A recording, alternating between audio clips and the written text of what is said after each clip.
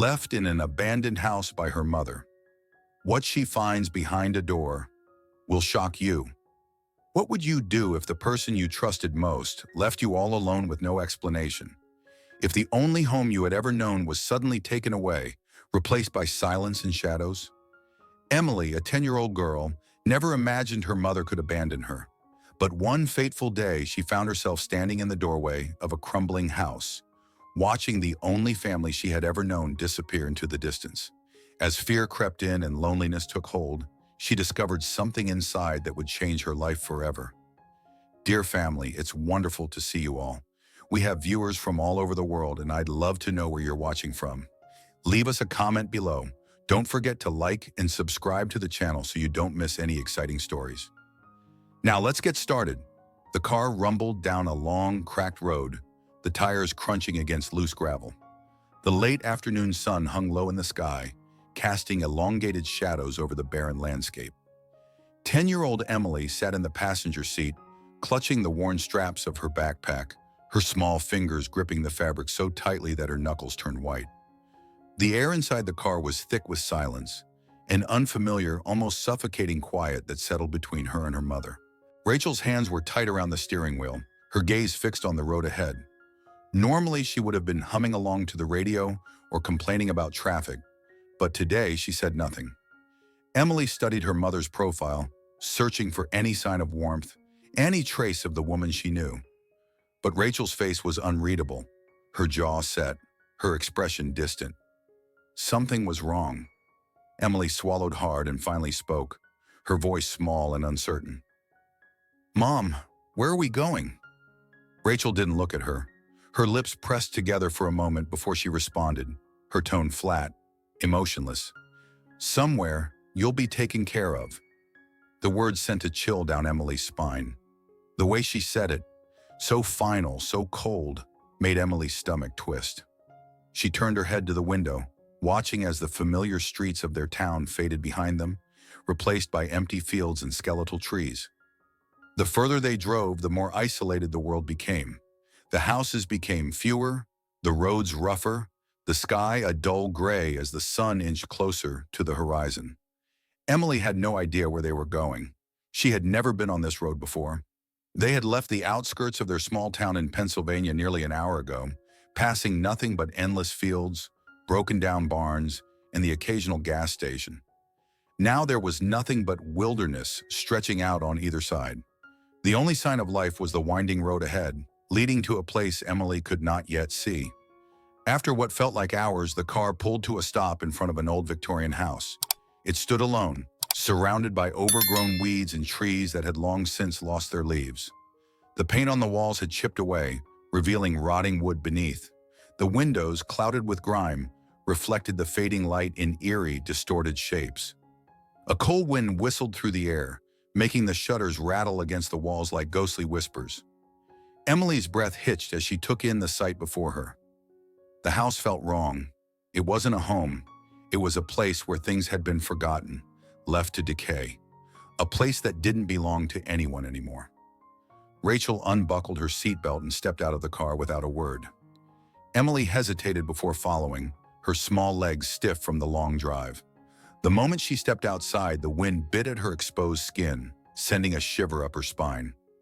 She wrapped her arms around herself and looked up at her mother, waiting for an explanation, for reassurance, anything. But Rachel didn't meet her eyes. Instead, she walked toward the front door with purpose, her heels clicking against the uneven stone path. Emily hurried after her, her sneakers scuffing against the ground. Every instinct in her body screamed at her that something wasn't right, but she forced herself to ignore it. Maybe this was just another one of her mother's unpredictable decisions. Maybe Rachel would finally turn around, smile, and tell her everything would be okay. Rachel reached the porch and placed a hand on the rusted doorknob. The door creaked open under its own weight, revealing a darkened hallway beyond. The smell of damp wood and dust wafted out, wrapping around Emily like a heavy blanket. She wrinkled her nose, hesitating at the threshold. Rachel turned to her then, her face still unreadable. "Go inside," she instructed, her voice devoid of warmth. Emily blinked up at her. "Aren't you coming with me?" Rachel's jaw tightened, her fingers twitching at her side. Just go in, Emily. The unease in Emily's chest grew heavier, but she obeyed.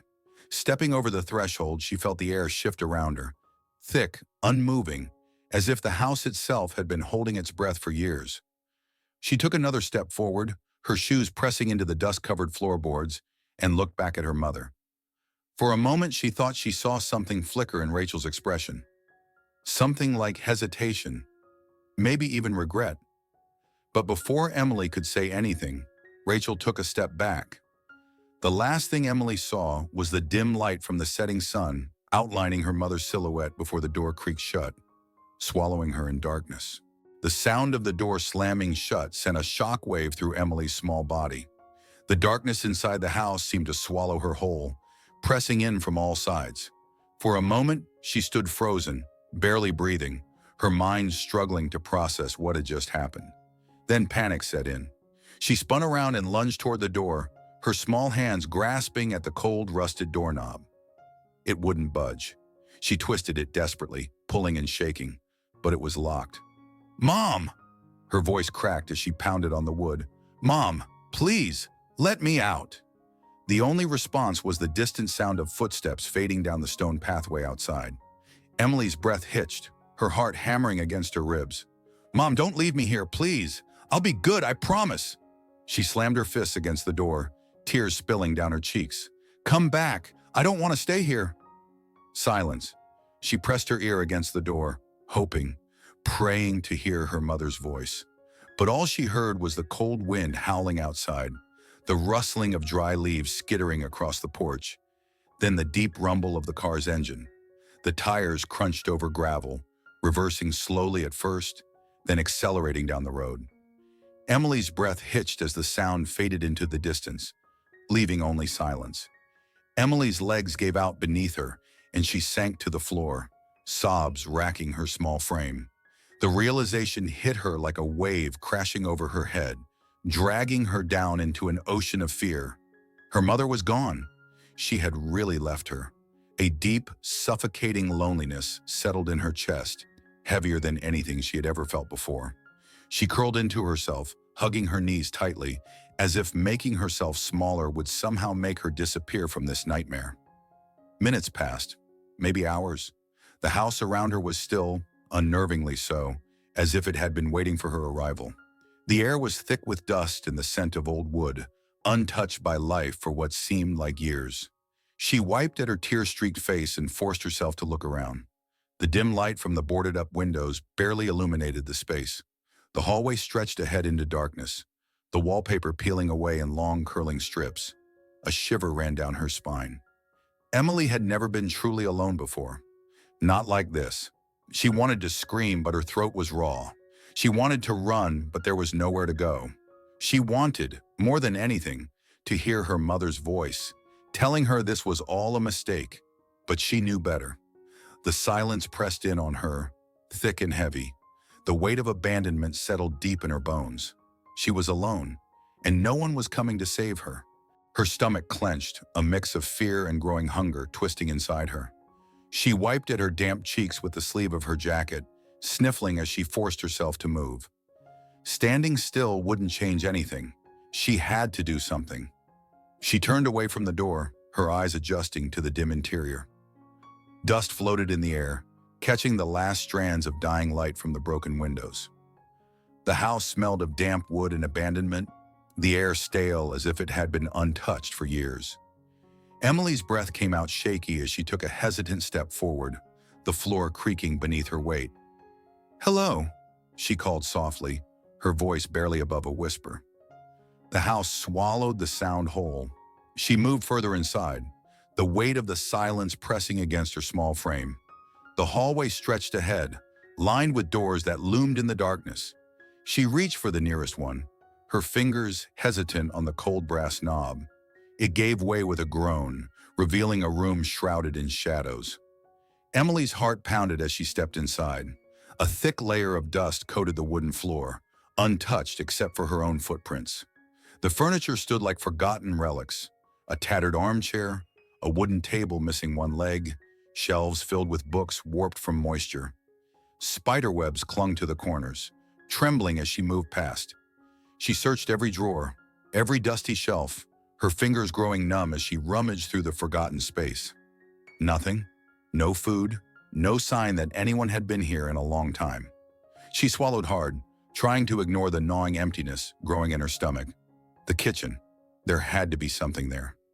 She hurried down the hall, her footsteps echoing against the wooden planks. The kitchen was just as abandoned as the rest of the house. The cabinets hung crookedly, their doors barely holding on to rusted hinges. She yanked one open, coughing as a cloud of dust burst into the air. Old empty jars, rusted cans with labels too faded to read, a wooden spoon with its handle cracked down the middle. Emily's hands shook as she rummaged through the drawers, the hunger making her fingers clumsy. Nothing. Her stomach growled, a sharp pain curling deep inside her. Panic began to creep in. What if there was no food here at all? What if no one came for her? She backed away from the counter, her chest tightening. The house felt smaller now, suffocating. She turned to the window, wiping at the grime with her sleeve, peering outside. The world beyond was just as empty. The road her mother had driven away on was barely visible through the overgrown weeds. The surrounding land stretched out endlessly, the skeletal remains of trees swaying against the cold wind. No houses, no people. Just a vast, forgotten landscape. Her throat burned, the need for water making it dry and raw. She had to get out. She had to find something. Anything. Without thinking, she ran to the front door and yanked at the knob again. Locked. She slammed her fists against the wood, a fresh wave of desperation surging through her. She couldn't stay here. She turned to the side window, her small hands fumbling with the latch. It stuck at first, rusted from years of disuse, but with a hard shove, it finally groaned open. Cold air rushed in, sharp against her skin. She hesitated for only a second before climbing onto the ledge and swinging her legs over. The ground was uneven, covered in dead leaves and patches of frozen dirt. Emily stumbled forward, wrapping her arms around herself as the wind bit at her exposed skin. She scanned the area, searching for any sign of life. Nothing. But she couldn't go back inside. Not yet. She forced herself to move, her small feet crunching against the gravel as she wandered down the empty road. The air smelled of damp earth and decay, the sky above darkening with the approaching night.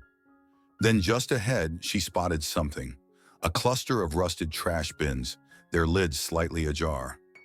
Her stomach twisted at the thought, but hunger was stronger than hesitation. She ran toward them, her breath coming in short, desperate gasps. She ripped off a lid, her fingers shaking as she rummaged through the waste.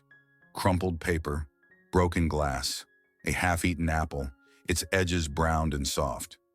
She hesitated only a second before grabbing it, brushing off the dirt as best she could. She sank to the ground, her back against the cold metal of the trash bin, and took a bite. The taste was bitter, the texture mushy and wrong, but she forced herself to chew. She had no choice. The days blurred into one another, each one a battle for survival. Emily no longer thought about time in terms of hours or minutes. Instead, she marked her days by the rising and setting of the sun, by the gnawing hunger in her belly, by the aching exhaustion that made her limbs feel heavier with each passing moment. She spent her daylight hours scavenging. The trash bins by the abandoned road had become her only source of sustenance, though they offered little. Some days she found a half-eaten piece of bread or an apple with only a few good bites left. Other days there was nothing but rotting waste and empty cans, their sharp edges glinting under the gray sky. She learned to search beyond the bins, wandering farther from the house each day, scouring the ditches along the road, peeking into the broken windows of buildings that looked as deserted as her own. She was always careful, always listening for signs of danger. But the town, or whatever was left of it, felt utterly abandoned. No voices, no distant hum of cars, no barking dogs. Only the sound of the wind rattling the brittle trees and the occasional rustling of unseen creatures moving through the brush. By late afternoon, when the light began to fade and the air turned colder, she would make her way back to the house. It was not a home, not even a place of comfort, but it was the only shelter she had. As much as she hated the silence that filled its walls, she feared what lurked in the darkness outside even more. The nights were the worst. The house creaked and groaned as if it were alive, its old bones settling with each gust of wind. The floorboards whispered beneath her footsteps. The distant sound of dripping water echoed somewhere in the pipes. The temperature plummeted, the cold seeping into her skin, into her bones. She curled up in the corner of the smallest room she could find, pressing her back against the wall as if that might somehow make her feel safer. She missed warmth. She missed the feeling of a blanket wrapped around her shoulders, of a soft bed beneath her. She missed the distant hum of a television playing in another room, the sound of her mother's voice. Even when it was sharp, even when it carried disappointment, she missed belonging somewhere. Some nights the loneliness became unbearable. She would pull her knees to her chest and bury her face in them, squeezing her eyes shut, willing herself to disappear. She would whisper into the darkness, calling out to a mother who would never answer. And when the weight of it all became too much, she would cry, quiet, broken sobs that filled the empty house but never reached another soul. Her body was changing, and not in the way it was supposed to. Her once rosy cheeks were now pale. Her clothes hung loosely on her frame. Her arms and legs felt weaker, trembling whenever she walked too far. She learned to move slower, to conserve energy, to make every bite of food stretch as long as possible. But she refused to give up. She woke up every morning, even when her stomach twisted with hunger. She scavenged, even when the cold made her fingers numb. She returned to the house each night, even when her body screamed for rest. Somewhere deep inside her, a small ember of survival burned. And though everything around her seemed to be fading, her strength, her warmth, her hope, she clung to that ember, refusing to let it go out. The night had settled heavily over the house, pressing in like an unshakable weight. The air inside was frigid, carrying the damp scent of rotting wood and dust that never seemed to fade. Emily lay curled in the farthest corner of the small room she had claimed, her body trembling under the thin layer of her torn jacket. Sleep had become a battle, her mind too restless, her body too weak. Her breaths were shallow, each one taking more effort than the last. Hunger gnawed at her insides, sharper than it had ever been before. Her limbs felt hollow as if the life inside them had drained away day by day. Even lifting her head had become exhausting. Then in the silence, a sound shattered the stillness. A slow, drawn-out creak echoed through the hallway, the front door shifting on its rusted hinges. Emily's eyes snapped open, fear gripping her chest. No one had entered this house since the day her mother had left. No one was supposed to. She held her breath, her body frozen in place. The wind, she told herself. Just the wind pushing at the door. But then came the sound of footsteps, heavy, measured, deliberate. Her pulse pounded in her ears as she strained to listen. The footsteps moved deeper into the house, slow and searching, the floorboards groaning under each step. A presence filled the space. Someone was here. Emily tried to move, but her body refused to obey. Fear, exhaustion, and starvation had drained her of everything. She could only lie there, her chest rising and falling in uneven gasps, her wide eyes locked on the darkness beyond the doorway. A shadow stretched across the floor. Then the figure emerged. He was tall, his frame broad yet refined. He moved carefully, his gaze sweeping over the room as if searching for something or someone.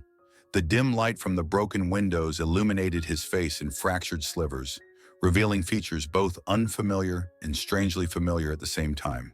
His suit, though slightly wrinkled from travel, set him apart from the decay surrounding him. This was not a man who belonged to places like this. His breath hitched as his eyes landed on Emily. For a moment, he simply stared.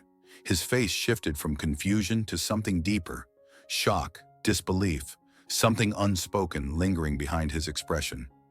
He took a cautious step forward, his hands trembling slightly at his sides.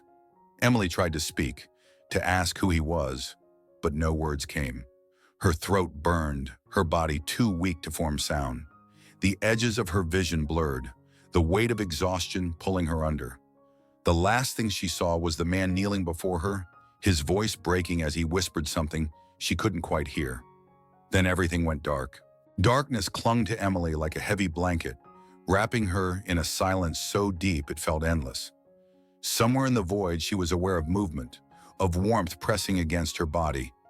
A steady rhythm, like a heartbeat, pulsed beneath her cheek, and the faint scent of cologne mixed with the musty air of the abandoned house. She wasn't alone. A low voice, urgent yet gentle, broke through the haze. "Stay with me, sweetheart. Just hold on."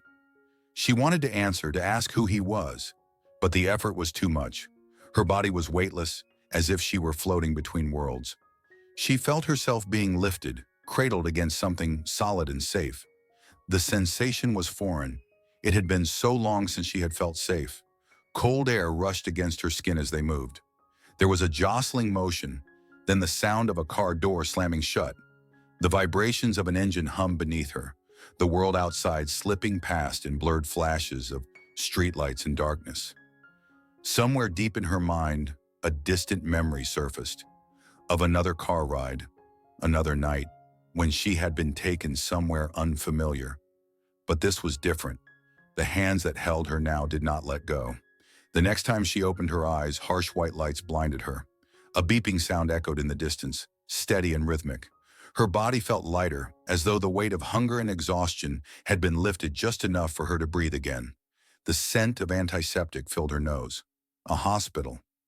She tried to move, but her limbs felt disconnected, weak and foreign. Panic fluttered in her chest. Then a voice, soft, careful, cut through the fear. "You're safe." Emily turned her head slightly, her vision still blurred. The man was sitting beside her bed, leaning forward, his hands clasped together as if holding himself still. His eyes, filled with something she couldn't quite understand, never left her face. She studied him in silence, the fog in her mind slowly clearing. He looked familiar. Not in the way she knew her mother, but in a way that made something deep in her chest tighten. He exhaled, rubbing a hand over his jaw, as if struggling to find the right words. "Can you tell me your name?" Emily hesitated, her throat dry. "Emily," she whispered, her voice barely audible. The man nodded slowly, his fingers twitching against his knee. He swallowed hard before asking, "And your mother?" A sharp pain stabbed through Emily's chest. The memories came rushing back. The long drive, the empty house, the locked door, the sound of the car fading into the distance. She forced herself to say the name, though it felt like gravel in her throat. "Rachel." The room went silent. The man's entire body stiffened, his breath hitching as though the name had struck him physically. He sat back in his chair, staring at her, his expression shifting from shock to something far more complex.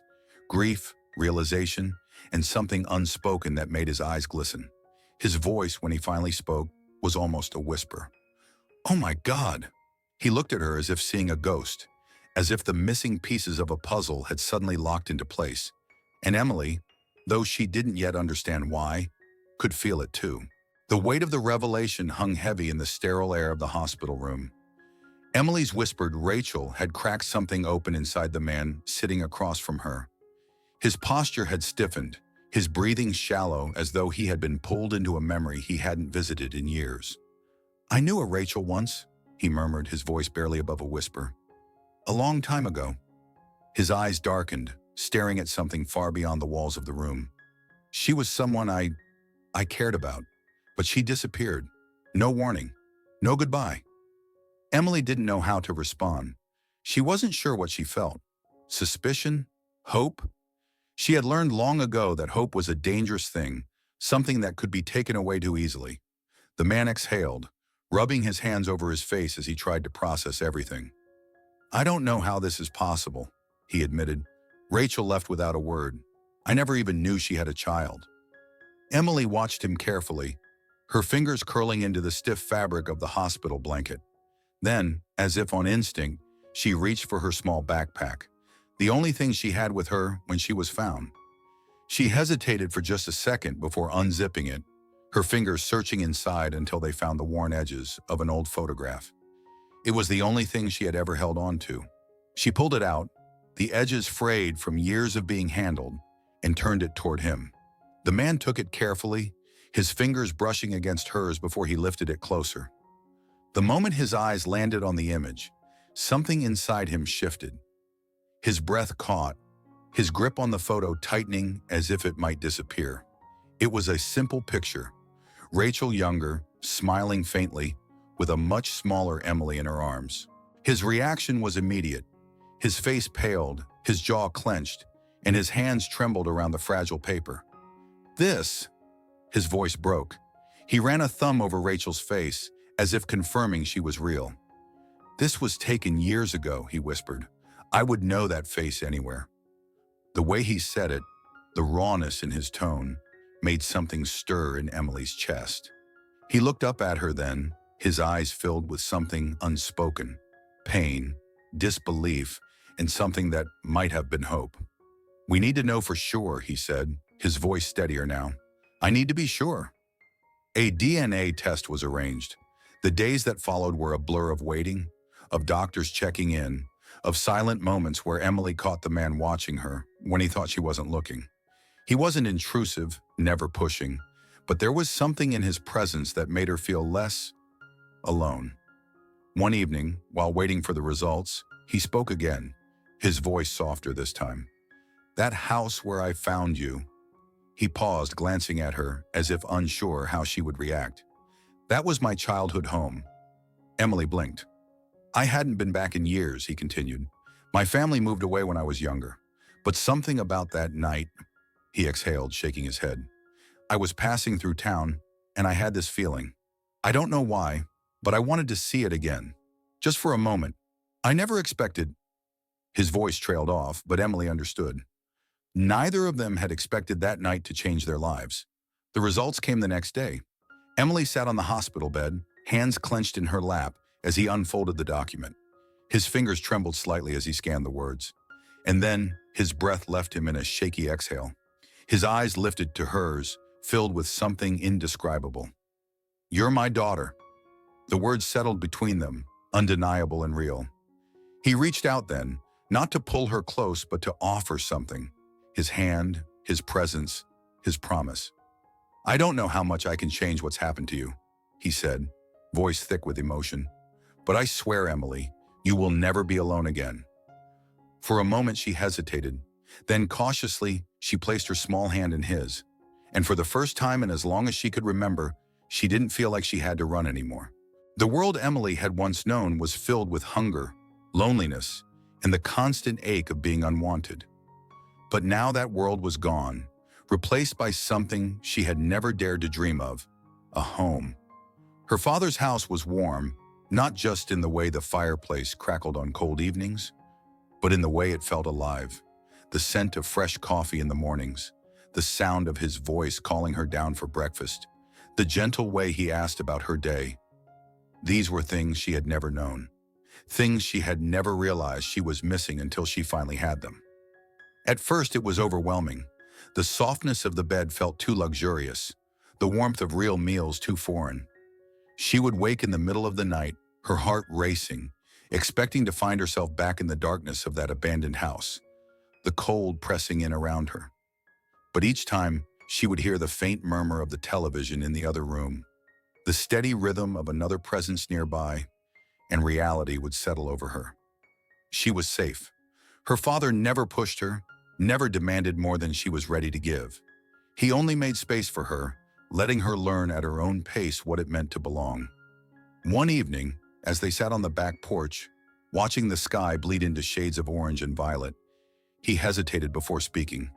Emily, he said carefully, his voice gentle, I know things with your mother were difficult, but if you ever want to find her, I can help you. Emily's breath hitched. She hadn't thought about Rachel in weeks. At first, guilt gnawed at her for that, as if forgetting meant she had lost a piece of herself.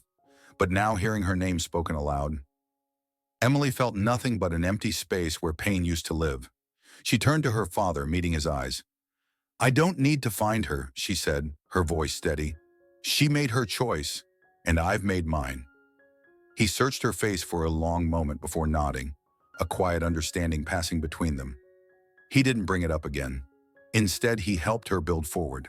School became both a challenge and a lifeline.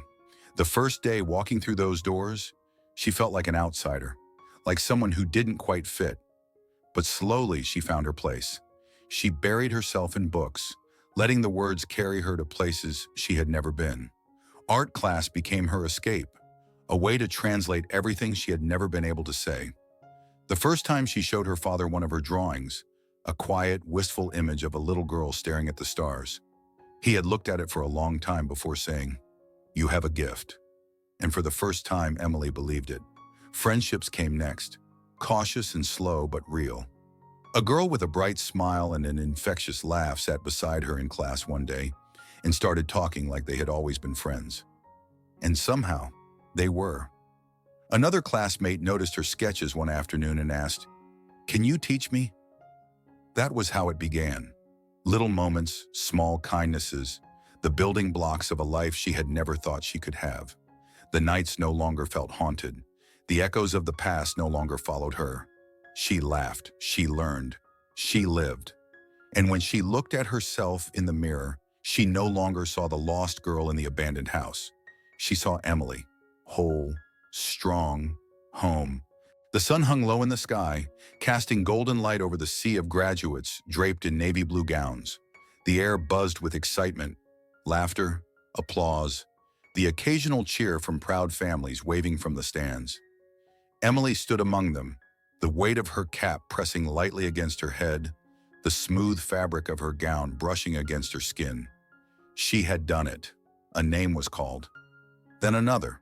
The line moved forward, inching toward the stage where diplomas were being handed out. She stole a glance toward the audience, toward the rows of people gathered to witness this moment. Somewhere in the crowd, her father sat, watching her with quiet pride, his hands clasped in front of him, as if holding back the overwhelming emotion of seeing his daughter reach this milestone. Emily swallowed, her heart swelling. She had never imagined a future like this. Not when she was starving in an abandoned house. Not when she was wandering through empty streets, searching for scraps to survive. Her name rang out over the microphone. She stepped forward, her movements steady, her chin lifted. The diploma was placed in her hands, its weight both physical and symbolic. As she turned toward the audience, toward the next chapter of her life, her eyes instinctively swept over the sea of faces. And then she saw her, Rachel. The breath caught in Emily's throat. For a moment, the world around her dulled, the noise fading into a low hum. Rachel stood near the back, half hidden behind other attendees, but there was no mistaking her. Time had not been kind. Her once carefully styled hair hung limp around her face. Her clothes were wrinkled, her shoulders slightly hunched as if weighed down by something unseen. Their eyes met. Rachel smiled, a hesitant, almost rehearsed expression, her lips curving just enough to suggest warmth. But Emily knew better. She didn't move, didn't wave, didn't acknowledge her mother beyond that single locked gaze. The ceremony continued around her, but Emily felt frozen in time, trapped between the girl she had been and the woman she had become. Afterward, as the graduates spilled into the courtyard, embracing loved ones, capturing photos and basking in the glow of achievement, Emily walked with careful steps, her diploma still clutched in her hand. Then Rachel was there. Up close, she looked worse, tired, frail in a way that went beyond physical appearance. "Emily," she breathed, as though speaking her name alone would bridge the years of silence between them. Emily stared, unreadable. I'm so proud of you," Rachel continued, her voice carrying the shaky attempt of affection. "Look at you, so grown up. I knew you'd be something special." Emily tilted her head slightly, studying her. She knew this game, the soft voice, the smile that didn't quite reach her eyes. It was the same Rachel who had left her behind all those years ago. Rachel took a step closer. "You looked so much like me when I was younger." She let out a nervous chuckle, tucking her hair behind her ear. "It's been so long. I've thought about you every day." Something cold settled in Emily's stomach. She let the silence stretch between them before speaking, her voice even. "Did you?" Rachel blinked. "Of course. I regret everything, baby." Her hand reached out, hesitant. "I just want to make things right." Emily didn't flinch, but she didn't step forward either. "Why are you here?" Rachel's expression faltered, her fingers curling into her palm. "I wanted to see you," she said quickly, to be part of your life again. We're family, sweetheart." Emily took a slow breath. She had imagined this moment once, in the early years, when she still dreamed of being wanted. She had thought, maybe, if Rachel ever came back, she'd have the right words to say. But now, standing face to face with the woman who had abandoned her, she realized there was nothing left to say. Rachel's smile flickered, a crack forming in the facade. I fell on hard times, Emily. It hasn't been easy for me. She exhaled sharply, shifting her weight. I just thought maybe, now that you have a good life, you could help me out a little, just until I get back on my feet. And there it was, the final confirmation. Emily had once begged for Rachel's love, for her presence, for just a single moment of reassurance that she mattered. But Rachel had never come back, until now. Not for love, not for redemption, but for money. A slow, quiet realization spread through Emily's chest. She wasn't angry. She wasn't sad. She felt nothing. Rachel had no power over her anymore. Emily straightened, her gaze unwavering. I needed you when I was 10, she said, her voice firm, steady. I begged for you. I cried for you. And you walked away. Rachel's mouth opened, but no words came. I survived without you, Emily continued, and I will keep surviving without you. The woman in front of her shrank, shoulders curling inward. Emily, please! But Emily was already turning away.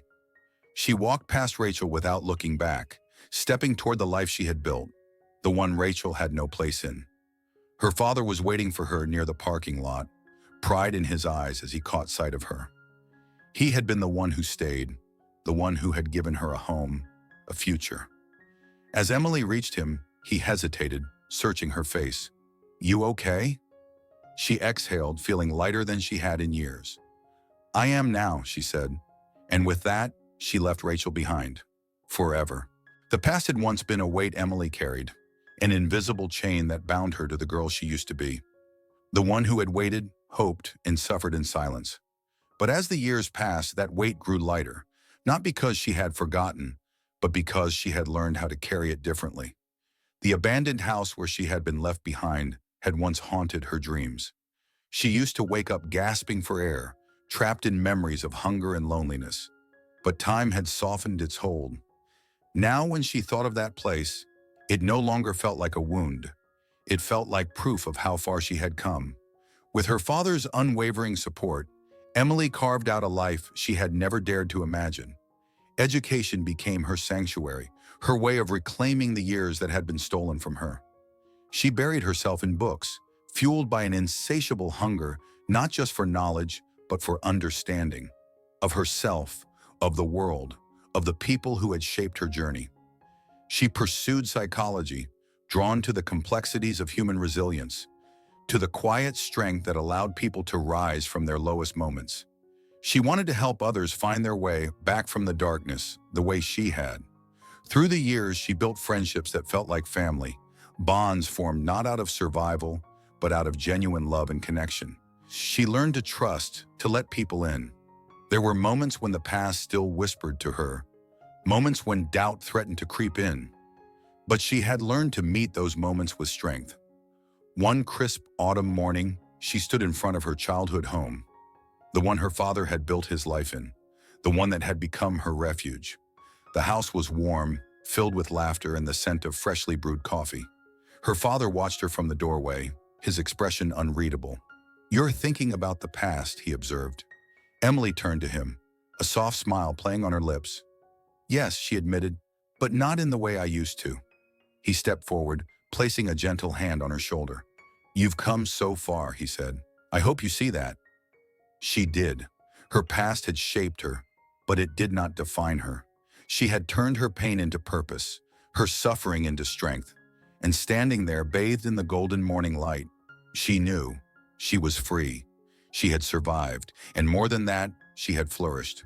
Life has a way of testing us, of pushing us to the very edge of what we think we can endure. Emily's story is one of heartbreak, but more importantly, it is one of triumph.